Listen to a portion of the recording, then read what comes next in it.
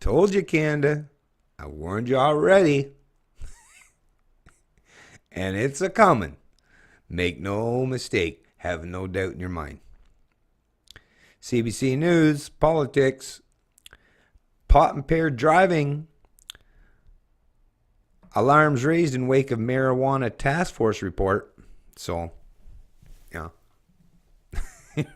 Before this whole push for legalization of marijuana, it was those in law enforcement, the central planners and control freaks, the road pirates, well, they were only focused predominantly on impaired driving from those who drink alcohol, right? Because that's been the push, especially from MADD, Mothers Against Drunk Driving. I mean, that special interest lobbyist group, they have no idea, or maybe they do, how many men's lives they have destroyed arbitrarily based on arbitrary measurements, perceptions, mystical concepts, mandatory minimums, collective punishments, preemptive punishments. I mean, the amount of devastation that this feminist, this group, this Mothers Against Drunk Driving, this government lobbyist group, this power-hungry cohort, I mean, I'm just one out of countless stories that I've heard, right? Where they've used preemptive, collective, and mandatory minimum punishments to destroy the lives and careers of people that have not committed any crime, any genuine crime whatsoever. But now we're seeing the focus. I mean, they've destroyed, there's not many left now, and they've destroyed the lives of so many people. And, you know, as far as what their laws regarding impaired alcohol, it's like, yeah, we're not having much fun anymore, and we're not collecting a whole lot of revenue anymore, right? Now, with the introduction of legalized marijuana in Canada, they've got a whole new cohort. They've got all you pot smokers that are out there driving, right? They've got a whole new cash cow, and they're smelling that, the smell of green, the vacations, the trips, the cruises, the broad, the amount of wealth that they're going to gain from your pain and suffering, it's coming. And I recognize, too, that you young millennials that were foolish enough, I mean, there were people, I don't know if you weren't listening to people like myself, but surely there was someone in your life who's saying, don't ever get government involved in anything because it's going to be a detriment. And if you didn't, well, I feel bad for you. You have a lot of status. You have indoctrinated people around you, and I'm sorry for that. But the reality is going to play out in the long run game, because I grew up in a situation which when I was younger, the worst thing that happened to a drunk driver when I was growing up was even someone that was completely fucked out of their head. I mean, destroyed out of their mind, like just all over the place. All they would do back in the day when they first started to crack down it was throw you in the drunk tank, the jail cell for 8 hours or so, sleep it off, and send you home. So the punishment and the punitive actions that they're going to take now, although those are much more severe already, even their first round of punishments and preemptive actions towards the pot smokers is already going to be much more harsh than what the people that like to drink, right, did back in the day. Think of how much worse it can get, though, right? Because central planners, they're on, like, it's full force. It's fast paced. They love using the axe, the hammer, right?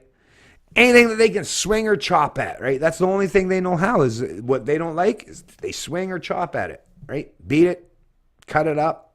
They don't know how to properly acknowledge or figure out how to properly work through it, help people, right? If every problem looks like a nail to them, all they got to do is pretend to be a hammer, right?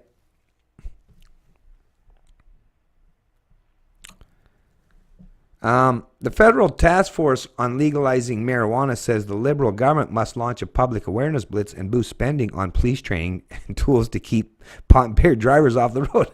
Always a win for government and bureaucrats, right? Or government institutions such as the police force. Anne McClellan, a former cabinet minister who chaired the task force, said Canadians are now routinely charged and convicted of drug-impaired driving. But she said right now there's no reliable proven roadside test for marijuana intoxication. So what that means is when you go to the court, the judge will just flip a coin. Well, they just come up with some arbitrary means or method to determine whether you're going to be guilty or innocent. And I mean, if you want to try to fight it, you can spend more money, right, to try to appeal it. But once again, you'll always be proven that you will lose out in the long run game. Drug impaired driving is a problem, is a challenge. Here in Canada today, she said, this is why the science is very quickly catching up. But are we there yet? No. McClellan said the RCMP, OPP, and other police forces across Canada are currently trying out roadside test devices to determine which one, if any, might be the breakthrough. Ooh, might be the cash cow, right? Woohoo! Look at the money we can make from this shit. Look at how many people we can punish. Look how many lives we can destroy. Right now, officers can carry out standardized field sobriety tests, and if they suspect a driver is impaired, they can call for an additional evaluation by a drug recognition expert who's properly trained and better able to detect impairment. So let me just let you know, before they've figured out all this stuff to try to streamline their prosecutorial process, you're still going, the overwhelming bulk, the judge, the prosecutor, they're always going to find a way to make you guilty, no matter what. That's what they're paid to do. That is literally what they're paid to do. So they're always going to find the bulk. And like I say, it's only going to get worse from there. It always only gets worse from there. It's never seen any time, right, where it gets better. But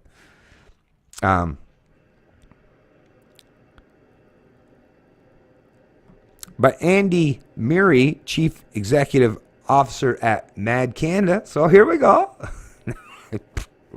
They're going to fuck with you fucks now, I guess, right? Said while there is no precision around test impairment levels for marijuana, roadside saliva tests have proven effective in Europe and Australia. Even the current levels for alcohol are somewhat arbitrary, and limits for pot could be set within a range, he said. So, somewhat arbitrary. They're literally admitting right here in this article that the measures they use, like, the alcohol test, to determine someone's impairedness and their ability or inability to operate a motor vehicle, it's arbitrary. They're of course it's arbitrarily, because we all know that we're not all robots, we're not all the Borg, so people can function in various levels depending on how much alcohol they've consumed. But like I said, collective punishment, mandatory minimums, it's that race to the bottom, the lowest common denominator where they can catch the most people and collect most revenue for the state. That's what the pot smokers are going to come to realize and come to terms with at some stage of the game. Murray said there should be a zero-tolerance policy for young drivers. A failure to put proper rules and enforcement measures in place could prove deadly, he warned. If they don't have the driving piece nailed down before you start retail sales of cannabis, you're just going to kill a whole bunch of young people on the road, he said. Kill a whole bunch. So, this is the exact same bullshit we heard about, talked about, and it was pounded into fucking people's head. And look at how many of them believe it. So yes, all your neighbors, your friends, all your coworkers, they're all going to be against you soon. The ones that don't smoke pot and drive, right? They're all going to treat you the same way that people that have drank alcohol before and even were very responsible, but just got caught up in this fucking mess. But you're going to be treated just like them, right? You're out to kill people.